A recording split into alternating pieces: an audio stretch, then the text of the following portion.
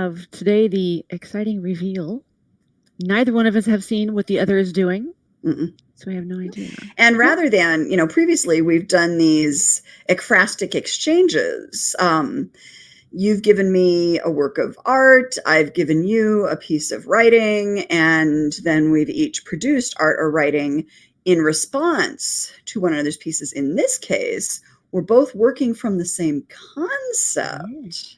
See conceptually where we've gone, because I know I wandered a little far afield, but I kind of, I did too. I follow think. that artistic impulse where it takes Yes. you. Yes. All right. So I felt the need to give myself some parameters, some kind of guidelines to go by. And the idea of this caretaker who is a mechanical based life form, right? Mhm. They care for all of these samples or examples of life forms of the known universe, kind of thing. Would be created by an assistant who is a carbon-based life form. Why would these mechanical life forms need an assistant? What gap needs filling? This being, this person shows up for work, caretaker's assistant, first day, main facility. Things aren't quite working. Usually there would be like an interface that they could automatically do everything they need to do. So they've shown up and the interface is not working. But conveniently things are left out that are analog type tools, items. And they can use them, but it's slow. So what I did to kind of emulate that was any writing I did on my art, I did with my right hand. I'm left-handed. I did it art with my left, the words with my right, and did it in that kind of that mash up style, and with the thought that this would be a spread out of all of the notes from this assistant. So you can tell that the writing is well, not really much different, I guess, than my regular. But you might notice at least the thing on the left might look familiar. It does. Is that from your previous painting? It is in one of our previous exchanges. That here would be the full text they would have written if they had the interface. Current cycle, there were 2 intakes. One of them was a liquid breathing individual. Second one, which is the one on the left, I will advance. Second one was a gas-breathing dormant entity with photosynthetic abilities. Capsules are only related for single entities. However, this one seems to have a second life form. The second one seems to be a bit without shape or less solid, and regardless of magnification, it retains the same proportion in the field of view. So you may have noticed the note right there. Am I an assistant or am I a third intake? It's very rough, and I wanted to do something a lot nicer, and this is actually the third take. And I thought, okay, well, maybe rough is okay. Maybe, I will expand on this, what we're doing in the next round. I don't know. Oh, there was one more thing. I didn't use it, but I saved it in this little disc I had made, because one of the versions it was going to be like one of the capsules. Okay. But it, like in a paper form, so you would open it like a gatefold, and it would show you the different layers. And this was part of a wheel that you could turn, and somehow had meaning that I may or may not have fleshed out. But it's based on like a 6-hole ocarina. Oh. So, and that's like on a transparent paper. So anyway, I saved it thinking, well, maybe I'll use that in the future. Yeah, because we had talked about doing this like trail notes, field notes. What would it look like to combine writing and sketching? How would it be? Yeah. Kind of a smash journal kind of thing, different material. Nothing was purpose built. Everything was cobbled and hodgepodged out of. And it looks very satisfyingly tactile. Yes, the paper, it's the orange coloring is a liquid acrylic. And it has over it, I'll see if you can hear it. Has a clear gesso on it. Oh, and this paper clip. I was going for a walk, and this lovely bent up paper clip was on the side of the road. And I'm like, oh, that would be perfect. I love it. So we've got found object stuff as part of it too. Excellent. Tell us about the note and the paper that the note is on. This is a piece of brown packing paper that I got some supplies in. And Because I that also literally looks kind of crinkly, like it's been part of the ordeal of Yes. things not Yes. having gone entirely well. Again, part of what Yep. I've loved about writing these, officially the series is the Mystic Match Mysteries. For those of you who are new tuning in, they are all set in a fictional college town in Missouri, which may or may not bear any resemblance to an actual college town in Missouri where I maybe lived for a long time. Yeah. And not only is Casper, Missouri, a college town, it's also a cosmic crossroads. It's a place where the Demeter West novels, the Mystic Match Mysteries, assume that we are part of a multiverse and that different universes intersect in perceptible ways. Incursions are that much more so in a thin space, like Casper, where the barriers between multiverse worlds are thinner. Most common way that those connections, collisions between universes occur is that we see ghostly blue figures in low light in Casper. That gives rise to all kinds of things. It came out of an article that's probably now nearly 20 years old from Scientific American that was about like, what is the multiverse? What are parallel worlds? And I was fascinated because the folks who are theorizing about this suspect that there are a lot of worlds that are very similar to our own. And, most in most popular culture, we have this notion that, the parallel realities are branches of our choices and they're all very much like our worlds. But in a multiverse, every choice you make, every result happens, all of these things, Right. But I like the idea, it was in the Scientific American article. Yeah, sure. There are near twin universes, but there are also universes that bear no resemblance to our own. That would be difficult for us to perceive or comprehend. That introducing both the kind of Alice in Wonderland nonsense, but also introducing concepts and visual phenomena that we just can't make a lot of sense of, and I love the notion that there are things happening in Casper that even with Casper being a thin space, even with all these different incursions from different universes, there are still things happening that the human beings, on Earth in, the universe that I'm writing about, which is, I've now started calling the glass universe. Okay. Because it's easy to see in, and even though you can see out of it to all these other places, it's not actually easy to get into. Travel between multiverse worlds is difficult. We see these different incursions within Casper.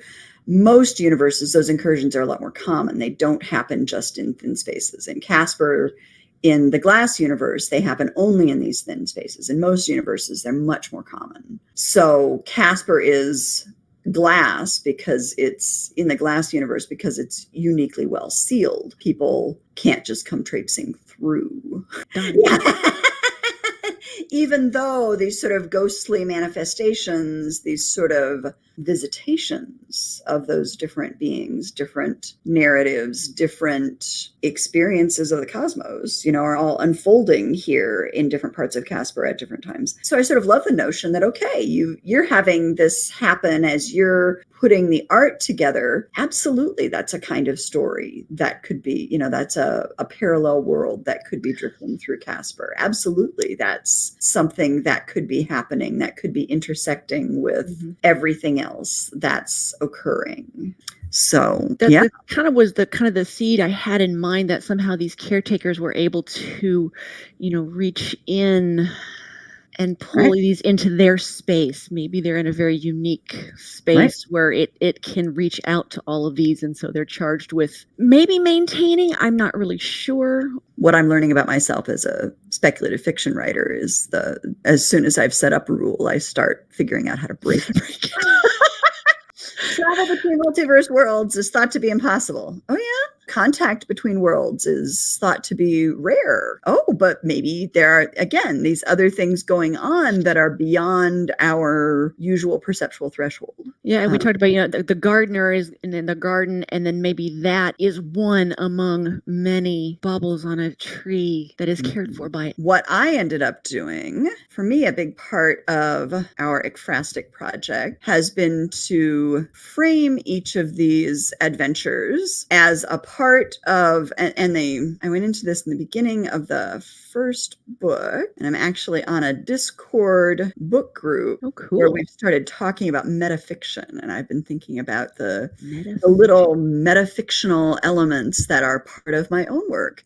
Metafiction is fiction that's very self-conscious of itself as a fiction, as a story. I'm telling you a story, and rather than try to immerse you in what's happening, there are these little flickers and reminders that what's happening is a story. So yeah, there are all kinds of, it got started with a discussion of Moby Dick, because that's a huge book, and there are all kinds of ways that Melville was ahead of his time in terms of narrative technique. He's doing a lot of things that later writers would take up in various ways. So I've gotten to do these kind of cheeky, fun little, the very beginning of the first novel, Demeter West and the Ghost Town Glitch prologue, explains that Demeter has been given a grant by the Casper Convention Visitors Bureau to write up some of her more interesting cases, since she is a matchmaker, but she also has her private investigator's license so that she can vet her clients. And she's also been tapped to use that PI license to vet some other things, usually different artifacts, sometimes different situations that crop up, because Demeter herself has some psychic abilities that are very useful in Casper, being a cosmic crossroads. As we talk about putting together this Casper Convention and Visitors Bureau Ghostly Plant Guide, Ghostly Wildlife Guide, this whole kind of project we've been doing is a sort of metafictional appendix to all of the novels that are set in Casper. This is all kind of running alongside. There are little nods in the novels to some of the things we're doing. Octavia's Ocean, where we've talked about the octopus crossing guard. Right. Possible thief. We don't really know Octavia's motivations for grabbing folk and having the sentient kelp with whom she seems to be picking everybody's pockets as they go through. Right. I sort of love that we've got little mentions in the novel, and the draft I'm working on now, I've alluded to Hollings College Bridle Path, and so I love that there are these little things that are in the narrative. But then when you and I play, then these little things get to kind of have their own spotlight. They get to have their own space. And this whole thing kind of fits together in conjunction. That's pretty nifty. So this was my latest entry to the Casper Convention and Visitors Bureau Ghostly Plant Guide. So it's going to start with the usual patter. It doesn't have a footnote exactly. It does have an asterisk. And I will have the asterisk. Again, I'm definitely channeling Melville here. There's the asterisks at the end. Welcome to the CVB's Ghostly Plant Guide. If you're visiting our city, you've probably noticed that we have some residents who aren't all there. Like New Orleans and a few other haunted cities, Casper functions as a cosmic nexus. According to our physicists and other paranormal experts, Casper is a thin spot where the boundaries between parallel worlds are more visible, if not more permeable, than they are elsewhere. This means that we see a lot of ghosts here. It can be disconcerting at first, but keep in mind, such visions have no substance. They can't hurt you. You are safe with us. Sadly, you won't be able to capture all of our wonders on film. Sketching, painting, and other artistic interpretations of our ghostly visitors, these are encouraged. Our tour schedules are set up around such opportunities. Bear in mind, our ghosts are shy of the limelight, so most of them can only be seen after dark or in particularly dark or shady spots, indoors or out. Those of you in our certified haunted hotels know what we mean. As part of our mission at the CVB, we want to make your visit here as enjoyable as possible. To that end, we are constantly compiling and updating our records on favorite ghostly manifestations from other universes. We have a catalog of other known universes that Casper residents have encountered, with descriptions of frequent visitors from those universes. That's a really big book. So we have this guide for ghostly plants and its companion for ghostly wildlife.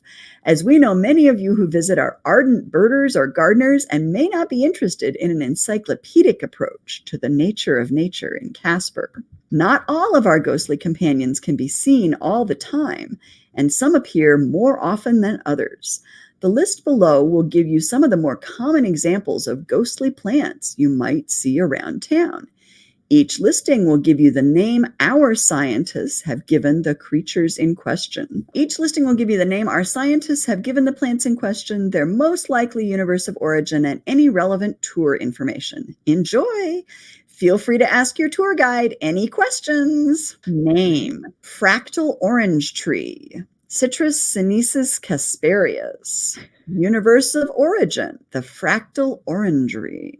Tour information: the fractal orangery is believed to be a daughter universe to steampunk universe number 23, as the two can often be seen in conjunction just north of Main Street in the old residentials that run behind downtown Casper. The fractal orangery is part of the Steampunk Universe tour, which runs during our 8 p.m. to 10 p.m. Friday pub crawl downtown during the fall and spring seasons, March, April, September, October.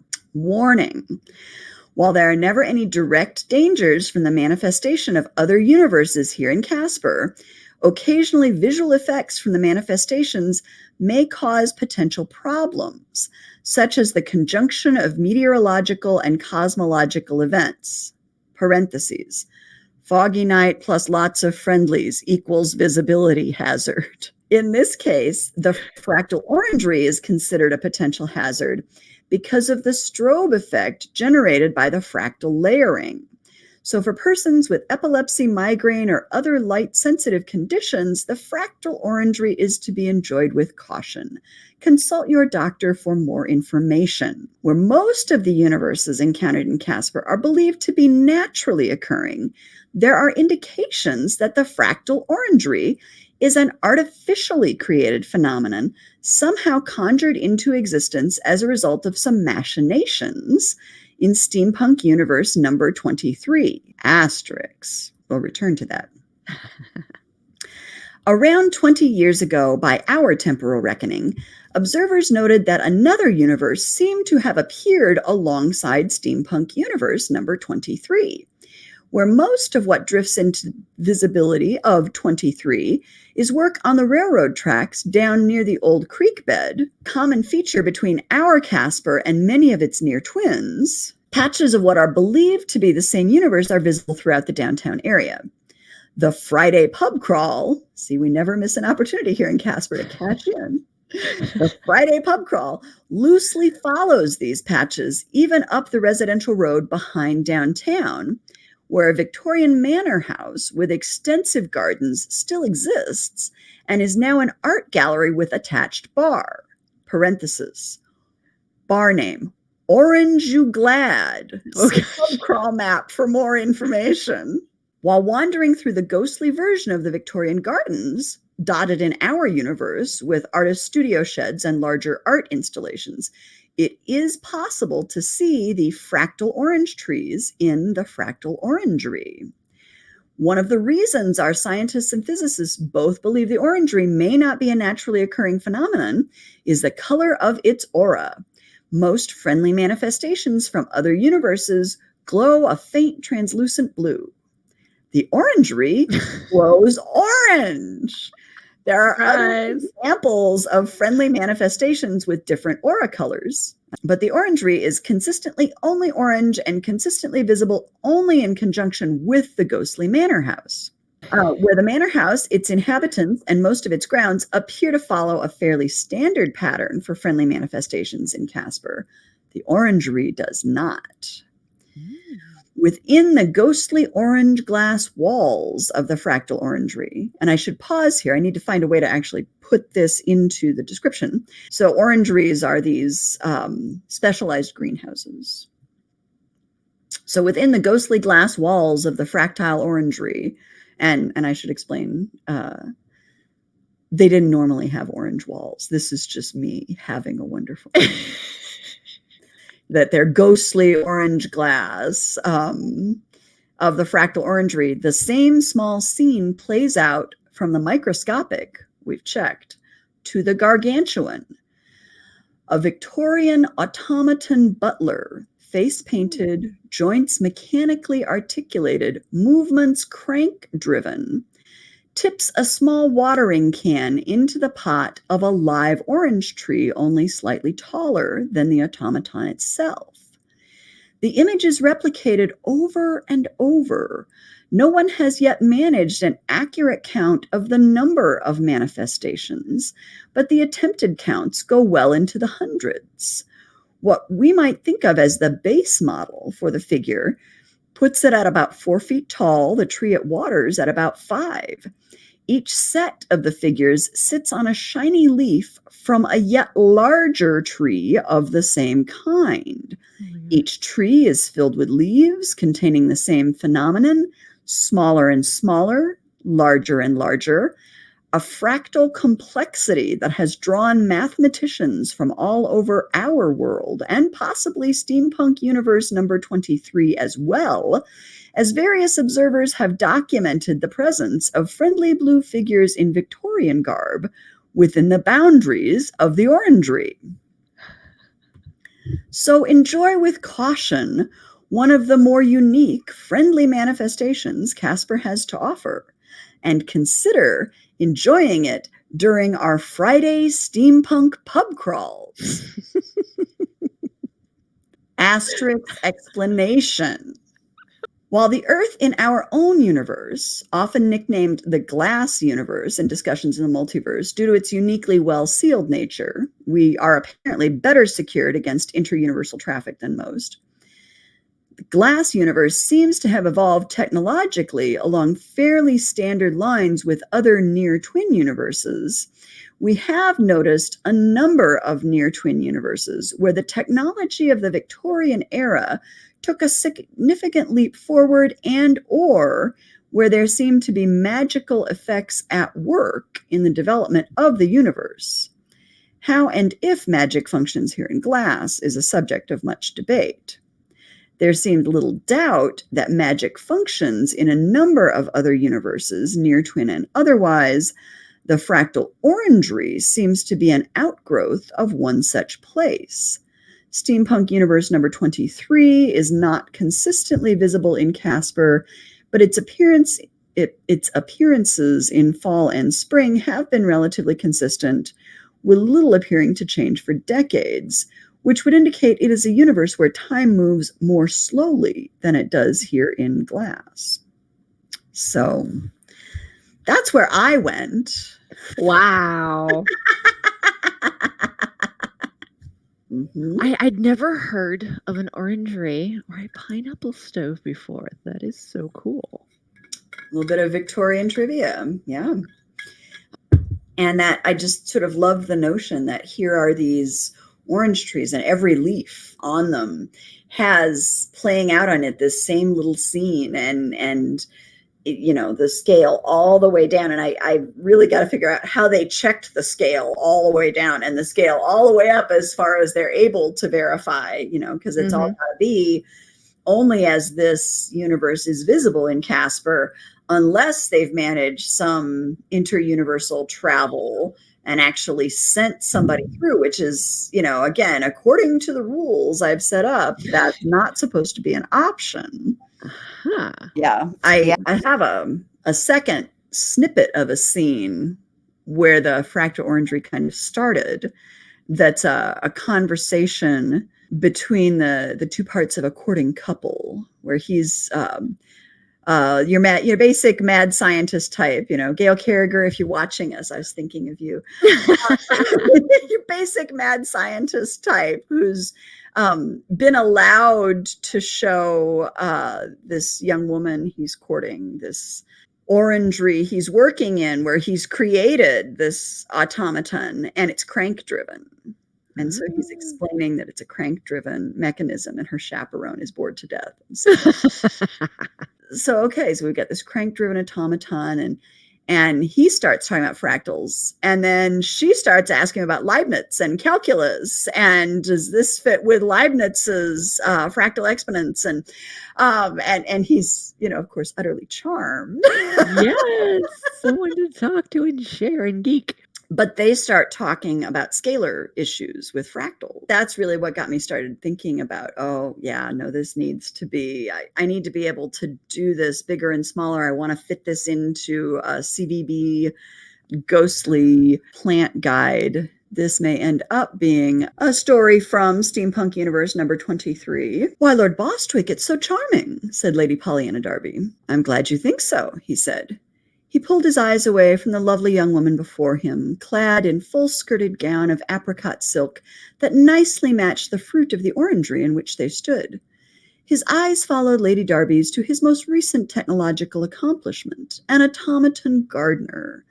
This model stood nearly as tall as the lady herself, though it was fashioned as a male figure in butler's pants and tailcoat.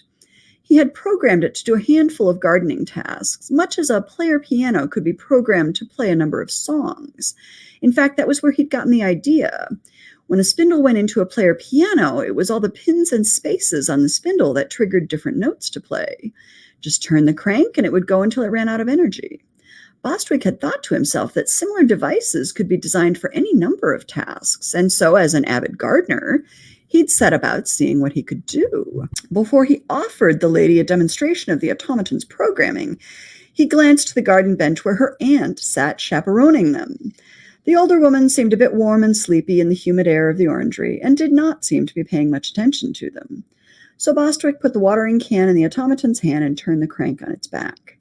Once he released the crank, the automaton raised the watering can, moved it forward, and poured a measure of water onto the base of the small orange tree next to which it was standing. Lady Darby squealed with glee and clapped her gloved hands. Her dark ringlets bobbed and her eyes shone. "How splendid!" she exclaimed. "Will it work if I run the crank?" He nodded, pleased by her enthusiasm, though he glanced over at her chaperone, who seemed no more interested in them than she had previously, squeal or no. The automaton again watered the orange tree, though as he had not refilled the watering can, the water ran out before the automaton tipped the can back upright and stopped its movement cycle. "Here," he said, and motioned for the heiress to look more closely at a leaf on the small tree, one that sat relatively flat and parallel to the ground. He offered her his monocle. "Take a look." Indeed, Bostwick had been taken not only with the notion of setting up the automaton itself, but in seeing if he might vary the scale. Charmed by a set of Russian nesting dolls a friend had brought back from the court of the Tsar, he had set himself the challenge of creating the automaton over again in miniature, small enough to fit on a leaf of the tree watered by the larger automaton. He had, in fact, fashioned a small, tiny tree and tiny watering can as well. While Lady Darby watched through the monocle, Bostwick wound the small crank, smaller than the dial of a pocket watch, and set the tiny automaton with its watering can carefully back on the leaf, which he ruefully admitted to only himself he had braced and covertly reinforced with some staves and string. "Oh, Lord Bostwick, how cunning!" Lady Darby beamed as she peered through the monocle at the tiny figure. He said, "I've been trying to work out if I could go smaller yet, but I don't think so. All the chaps with the microscopes are all very well, but they're observing, not creating at that scale. So I've wondered if I might go larger instead, which poses its own challenges. But I do keep thinking about a paper I recently read by a Prussian mathematics chap named Weierstrass, who was theorizing about scaled repetitions of forms." He watched Lady Darby examine the smaller figure without touching it. "I have not read the Weierstrass paper. Is what he's talking about anything like Leibniz's theory of fractal exponents?" See, and from there I got to thinking, oh no, this has got to be much bigger. I want this much more elaborate. Let's go nth degree here. And that's where there's got to be some magical intervention, among other things, to keep the watering can full. Right. But not so full that we're flooding all these orange trees, because then we're at Sorcerer's Apprentice territory. Right. Too much of a good thing, right? Maybe the watering can is plugged into another universe and it pulls water through, or another place. And this is our third round. That's the third round. Mm-hmm. Are we going to do a fourth? I would love to. Okay. What do you have in mind? We could now cross and pull bits from what we did parallel and cross them and see what happens. I would definitely like to the leaf I've got started. I would love to add to that. Maybe going back and adding to it with some of our previous stuff, and then maybe some coherence would happen down the line. Probably not. Coherence can come later.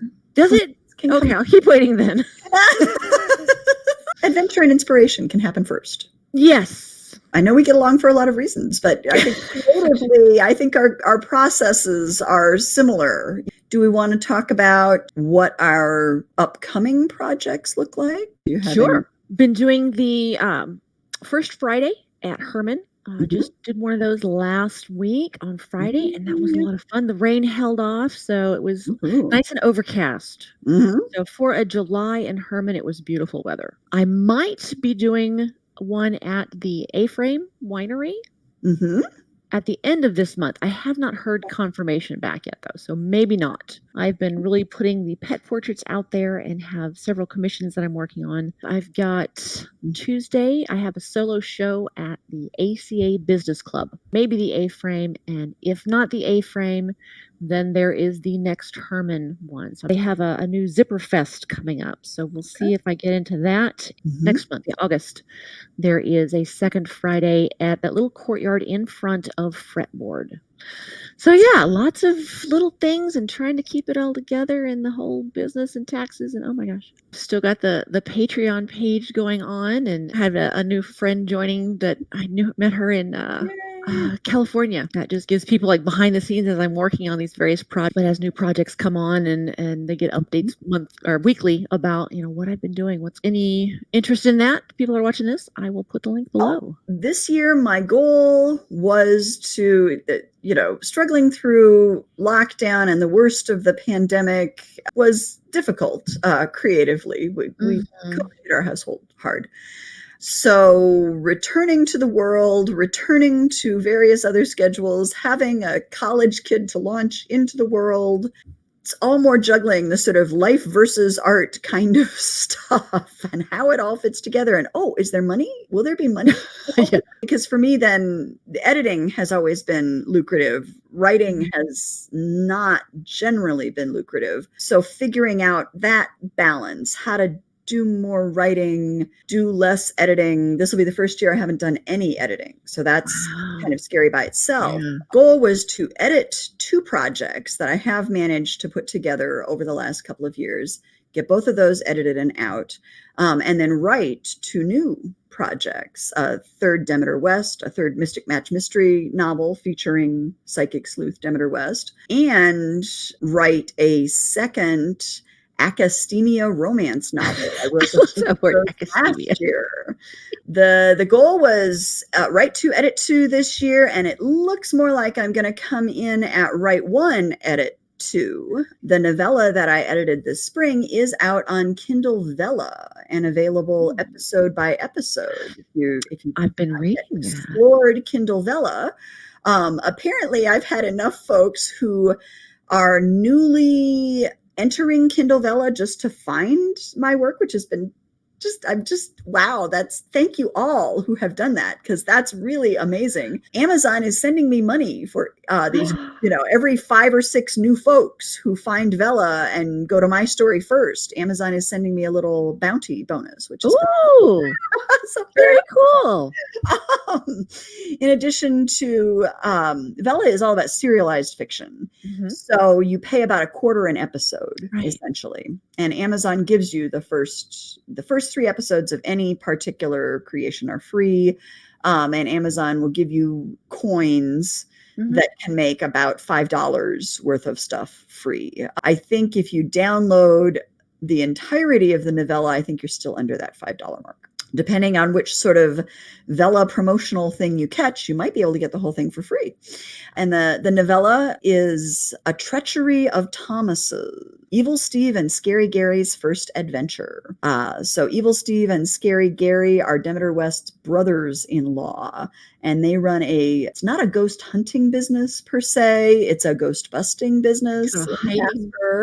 They eliminate these paranormal manifestations in various ways for a price. They've been tremendous fun as sort of side comic characters in the novel, so it was great to write this comic spring break novella, A Treachery of Thomas's, available on Vella. And then the Demeter West novel I'm working on now will be available sometime next year, Demeter West and the Chaos in Between. Right, following novel 1, Demeter West and the Ghost Town Glitch, novel 2, Demeter West and the Absent Presence. So 3 will be Demeter West and the Chaos in Between. And then this fall, the novel I will be editing and issuing will be part of a whole different series. No paranormal elements this time. These will be academic romances set in a small college in Iowa. And it's wonderful. Part of what I want to do this fall is actually get out to both of the campuses. I've sort of mishmashed 2 small but iconic Iowa colleges together to create Ripplebrook University, Ripplebrook College, where all of this happens. Ripplebrook was the name of our family farm of several generations that has now passed out of family hands. But the Ripplebrook name, we both have link trees. Yes. And if I can activate our banner, there we go. There it is. There is our banner with both of our link tree links. Yeah. All right, then. So we have our heading. We're going to try and do a cross up and see what happens. We'll take, I guess, what we did this time and create something inspired and see what happens. Absolutely. With that, and we'll, as life allows us to schedule these things, we will. Late fall, early winter. Yeah, sometime this year. The year. Holidays are upon us. It would be it would be neat if it was still this year. So, folks, have a very orange afternoon. Orange and blue. Orange and blue are my favorite colors. Yeah. All right. Hope, thank you so much. Thank you, Marta. We are having so much fun doing this. It's a lot of fun. Stay tuned to channels and social media. We'll be there. Soon means this year. This year. Bye, y'all. Bye, everybody.